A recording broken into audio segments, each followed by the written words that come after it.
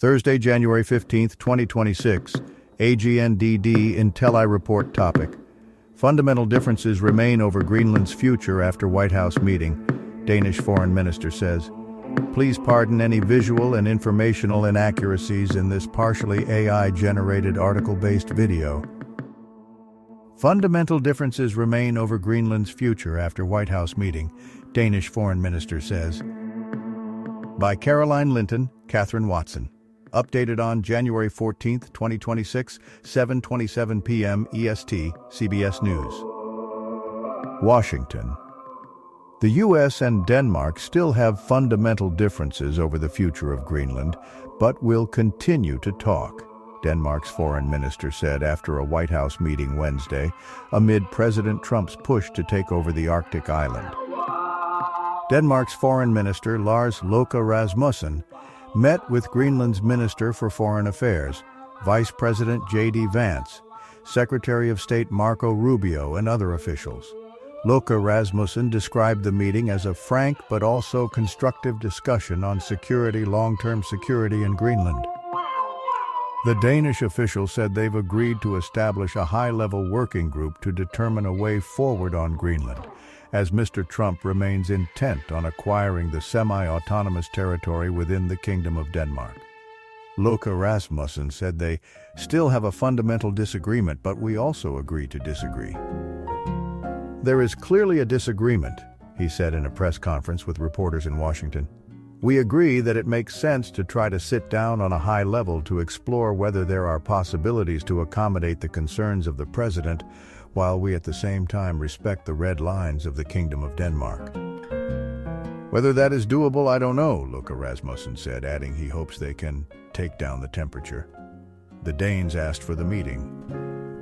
Løkke Rasmussen said he agrees that the security situation in the Arctic has changed and said he's eager to work with the U.S. on security improvements. But the framework for improving Arctic security through NATO already exists, he said, and the U.S. acquiring Greenland is absolutely not necessary. Vivian Motzfeldt, Greenland's Minister of Foreign Affairs, told reporters it's never been more important to strengthen their ties with the U.S. But that doesn't mean that we want to be owned by the United States. Asked if he would respect the red lines set forth by Greenland and Denmark, Mr. Trump told reporters in the Oval Office, "Well, we're going to see what happens with Greenland," adding that he hasn't yet been briefed on the meeting. "We need Greenland for national security, so we're going to see what happens," Mr. Trump said. Asked whether he would leave NATO over the Greenland issue, the president said he wouldn't broadcast his options. The meeting came one day after Greenland's Prime Minister Jens Frederik Nielsen said at a news conference, "If we have to choose between the United States and Denmark here and now, we choose Denmark." Mr. Trump has repeatedly said he wants to acquire Greenland, a semi-autonomous territory of Denmark, citing national security reasons. He repeated that again on Wednesday morning, saying, "It is vital for the Golden Dome that we are building, and that NATO should be leading the way for us to get it. If we don't, Russia or China will, and that is not going to happen," Mr. Trump said in a post on Truth Social. "NATO becomes far more formidable and effective with Greenland in the hands of the United States," he said. "Anything less than that is unacceptable." On Tuesday, Mr. Trump told reporters that if Greenland's premier said the territory wanted to stay part of Denmark, that's their problem. "I disagree with him," Mr. Trump said. "I don't know who he is, don't know anything about him, but that's going to be a big problem for him." Leaders of both Denmark and Greenland have stated Greenland is not for sale, which has led Trump officials to say that the administration is considering all options, including military force. "I'd love to make a deal with them. It's easier," Mr. Trump said Sunday. "But one way or the other, we're going to have Greenland." Rubio has downplayed the possibility of military force to acquire Greenland. Vance visited Greenland last year. Danish Prime Minister Mette Frederiksen said Tuesday that the Trump administration is applying completely unacceptable pressure from our closest ally. Frederiksen said earlier this month that an American military move to seize control of Greenland would amount to the end of the NATO military alliance.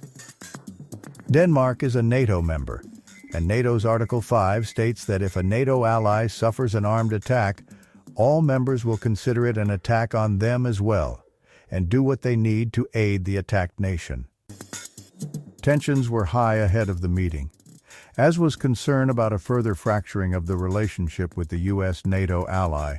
Sources familiar with the situation told CBS News.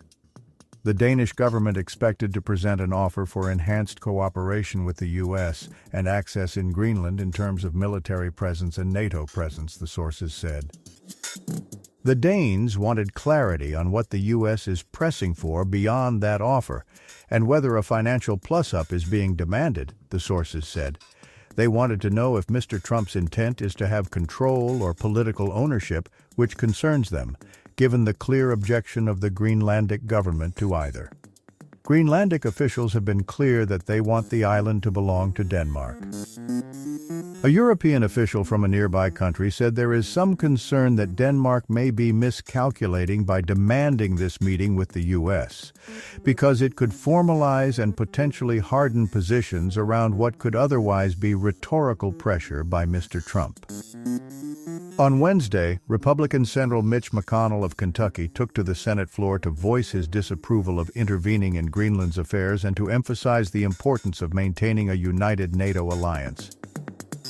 Unless and until the president can demonstrate otherwise, then the proposition at hand today is very straightforward, incinerating the hard-won trust of loyal allies in exchange for no meaningful change in U.S.